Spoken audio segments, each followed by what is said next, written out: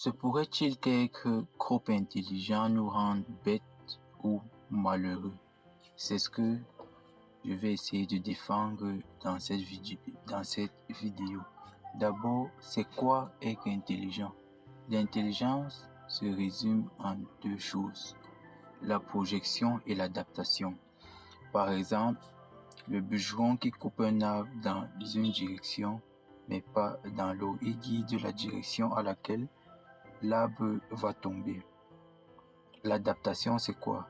En dirigeant dans la position où va tomber l'arbre, il adapte dans lui sa position pour que l'arbre ne tombe pas vers lui. Ou encore le pasteur qui dirige son bétail, qui lorsqu'il voit par exemple un ravin, dirigera dans son bétail vers un autre côté. C'est ça l'intelligence. Donc on peut dire que l'intelligence, c'est la projection dans la causalité. Projection dans la causalité, ça veut dire on adapte nos réactions à partir des causes qu'on a, à partir de ce qui est. Donc l'intelligence, c'est la sensibilité aux informations.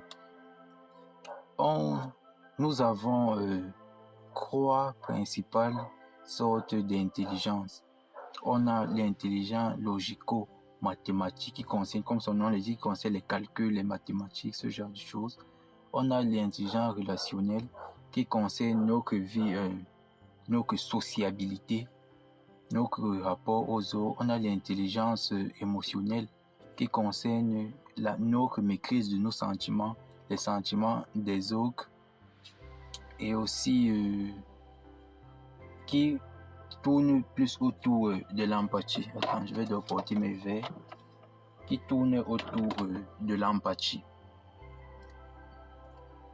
Maintenant, vous comprenez donc que connaître, résoudre une équation ou bien connaître le fonctionnement d'un moteur diesel ou d'un moteur à 4 temps ne nous aidera pas à avoir une meilleure vie relationnelle.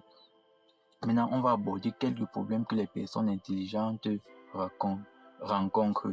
Premier problème, on a les biais cognitifs. Les biais cognitifs, on pense dans nos esprits, on pense que ça ne concerne que les personnes normales et pas les personnes intelligentes, mais c'est pas le cas. Les personnes intelligentes aussi sont affectées par certains biais. Comme premièrement, on a le biais de confirmation. Le biais de confirmation, c'est de placer la conclusion avant le raisonnement ou bien la vérification. C'est-à-dire quoi? Si peut-être vous pensez que dans votre ville, tout le monde conduit mal, il n'y a que des mauvais conducteurs. Là donc vous allez oublier les quelques conducteurs qui conduiront bien dans la ville. Et lorsque vous allez voir peut-être un conducteur qui est à contresens sur la route, vous allez le pointer du doigt pour confirmer ce que vous pensiez déjà au début.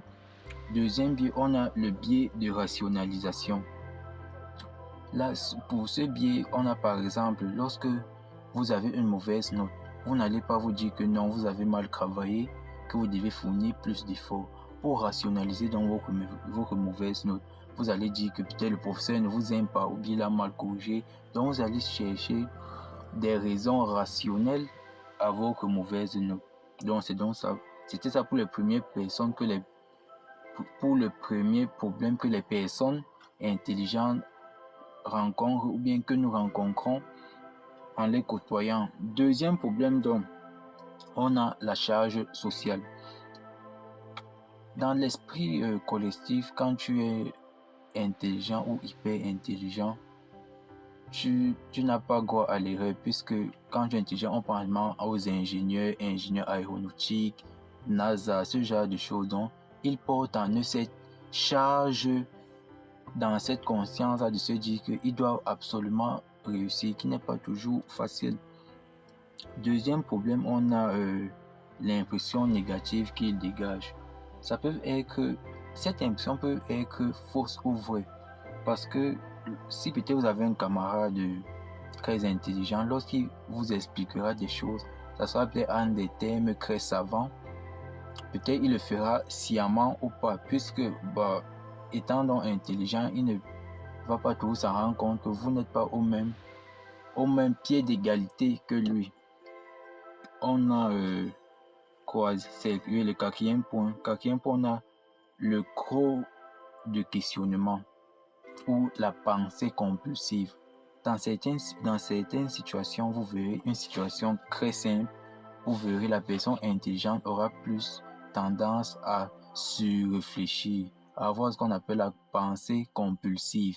Il ira chercher quelque chose qui est évident, il ira chercher des solutions qui sont très lointaines.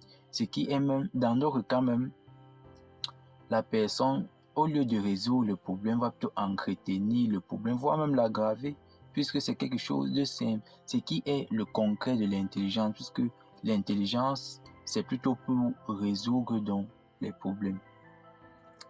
Dernier point, on a le stress. Les études scientifiques ont montré depuis plusieurs années que les personnes intelligentes avaient moins de sécrétion de ce qu'on appelle la choline.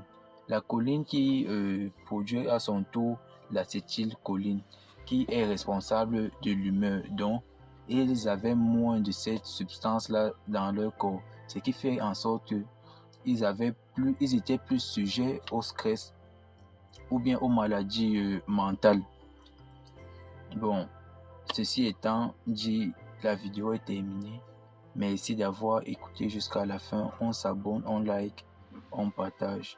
Je vous remercie.